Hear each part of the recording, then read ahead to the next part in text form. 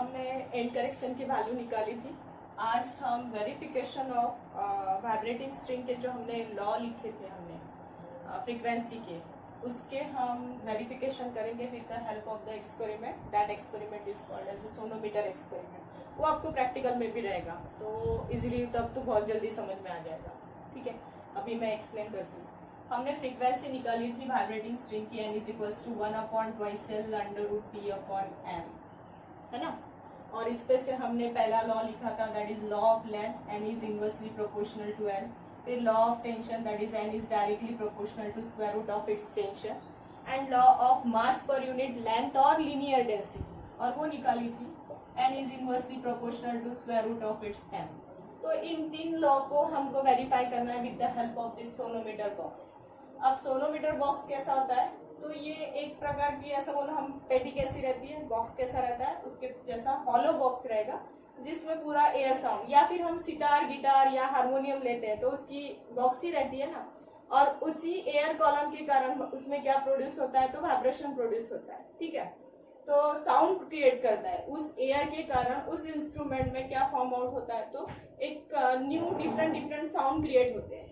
जैसे हम हारमोनियम लेते हैं, सारेगामापधनिसा, उसमें जो बजाया जाता है, तो हम उसको एयर का वाइब्रेशन देते जाते हैं साथ में। तो ऐसे टाइप का ये बॉक्स है। जैसे उस पे भी स्ट्रिंग रहती है, हमने यहाँ पे दो ब्रिजेस लिए हुए हैं, और इस ब्रिज पे ये एक स्ट्रिंग रखी हुई है। ये स्ट्रिंग वन एंड से हमने क्लोज कर दी है, और यहाँ पे एक पुली है, और इस पुली को हमने कुछ वेट अटैच कर दिया है। ठीक है, अब इसमें देखो कैसे होता है। यहाँ पे एक सोनोमीटर बॉक्स पे 1 मीटर की एक स्केल दी हुई रहती है, तो उस पे से आप इसकी वायर की लेंथ इजीली मेजर कर पाते हैं। Suppose this is P and this is at Q, तो हम distance between PQ will be find with the help of this meter scale.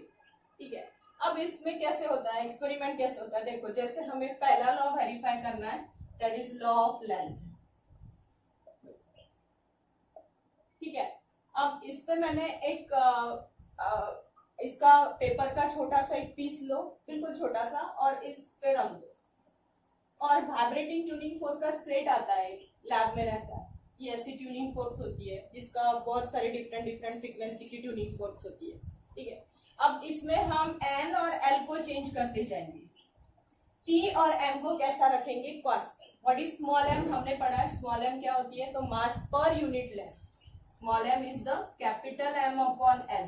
हम स्ट्रिंग की मास मेजर कर लेंगे, स्ट्रिंग की लेंथ मेजर कर लेंगे, उस पे से हमें क्या मिल जाएगा उसका, दैट इज मास पर यूनिट लेंथ। ठीक है, उस पे से स्मॉल m की वैल्यू निकल जाएगी। हम स्मॉल m को यहाँ पे कांस्टेंट रख रहे हैं, टेंशन को, इस पे जो वेट डाल रहे हैं हम, इसे भी हम कांस्टेंट रख रहे हैं।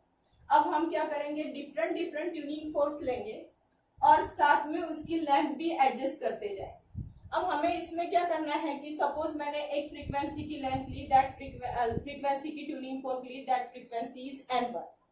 ठीक है, एक ऐसा रबर का बैंड आता है जिसपे वो ट्यूनिंग फोर्क जोर से हमें स्ट्राइक करनी होती है, और उसका जो एंड होता है वो इस बॉक्स पे रखना होता है।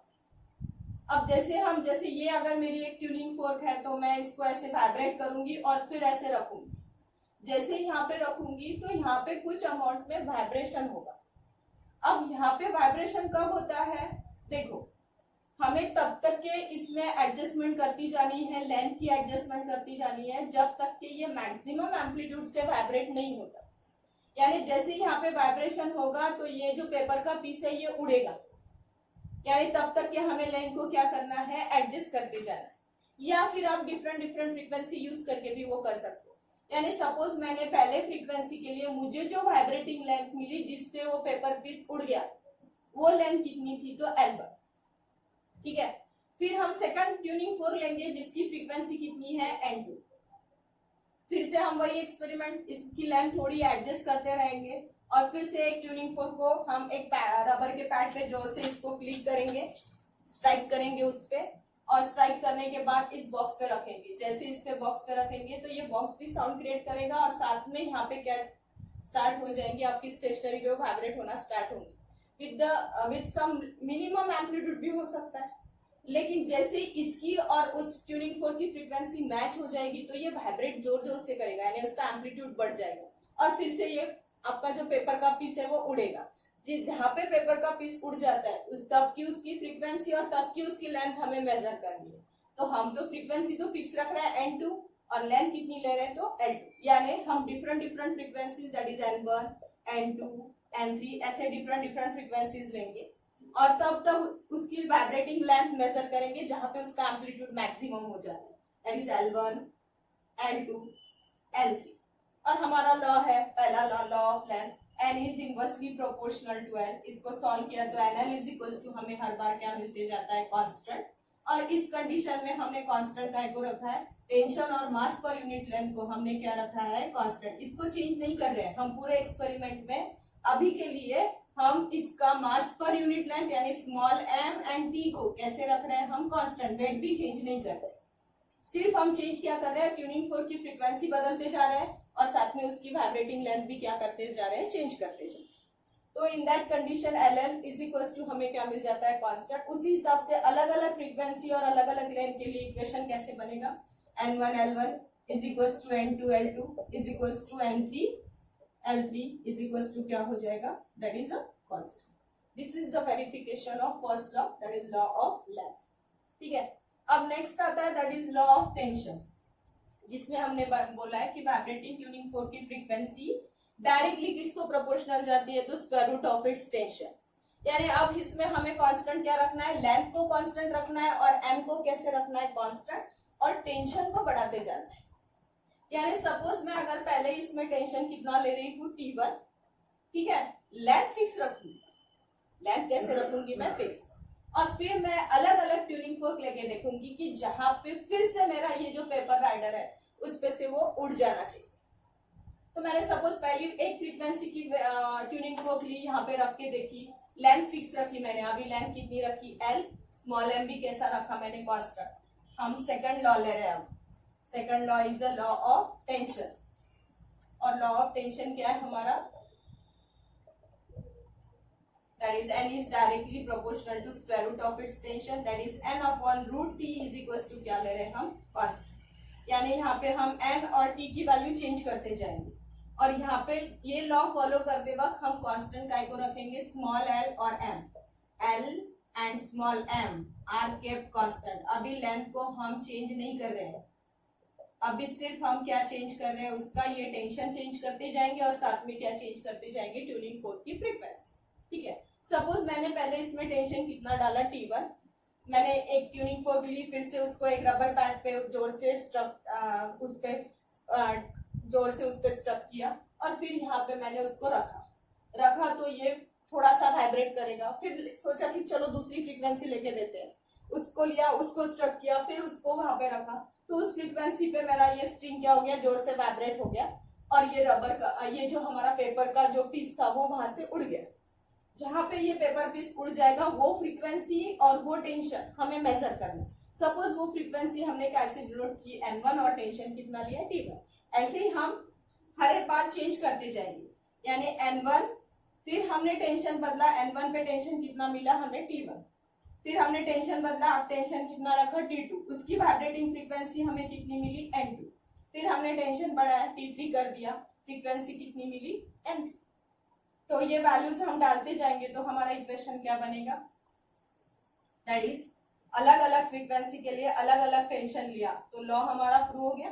दैट इज हम हर बार इसका रेशियो लेते जाएंगे N1 upon T1 under root T1, then N2 upon under root T2 is equals to N3 upon under root T3। इनको रेशियो हर बार कैसे मिलेगा, हमें कांस्टेंट मिलते जाए, तो that is constant. This is the law of tension. फिर आता है हमारा लॉ ऑफ मास पर यूनिट लेंथ, मास पर यूनिट लेंथ, या फिर हम उसे क्या बोलते हैं लीनियर डेंसिटी और लीनियर डेंसिटी। अब इसमें हमने क्या बोला है कि हमारा जो वाइब्रेटिंग ट्यूनिंग फोर्क की जो फ्रीक्वेंसी है वो इनवर्सली किसको प्रोपोर्शनल जाती है तो square root of its mass पर यूनिट लेंथ। इसे सॉल्व किया तो n root m is equals to क्या मिलेगा हमें कांस्टेंट। अब यहाँ पे हम हर बार फ्रीक्वेंसी चेंज करते जाएंगे, मास पर यूनिट लेंथ चेंज करते जाएंगे, टेंशन और लेंथ को कैसे रखेंगे हम constant. Tension and length kept constant.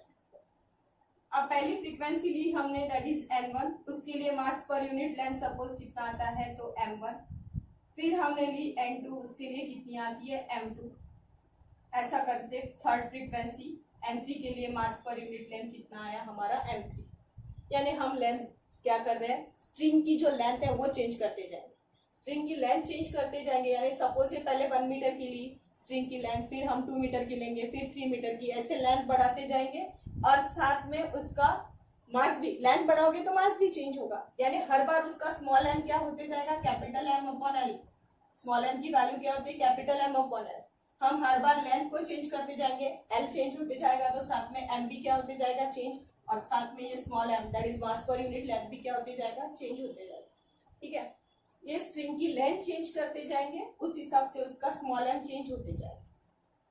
दो ब्रिज में की लेंथ नहीं, पूरी स्ट्रिंग की लेंथ बदल रहे हैं हम इसमें। ठीक है, तो इन दैट कंडीशन इक्वेशन कैसे बनेगा इसके लिए, that is n root m1 is equals to n root m2 is equals to n root m3 is equals to क्या मिलते जाएगा हमें, इसकी हर बार वैल्यू क्या मिलती जाएगी, कांस्टेंट। और ये एक्सपेरिमेंट फिर से वैसे ही करना है हमें, हर बार ट्यूनिंग फोर्क किस पे रखनी है, अलग अलग ट्यूनिंग फोर्क रख के देखना है। कब तक के रखना है, रख के देखना है जब तक कि ये पेपर राइडर उस पे से उड़ नहीं जाता है। जब ये मैक्सिमम एम्पलीट्यूड से वाइब्रेशन स्टार्ट कर देगा, यानी यहाँ पे क्या ऑकर्स हो गया, तो रेजोनेंस हो गया। ठीक है, थैंक यू।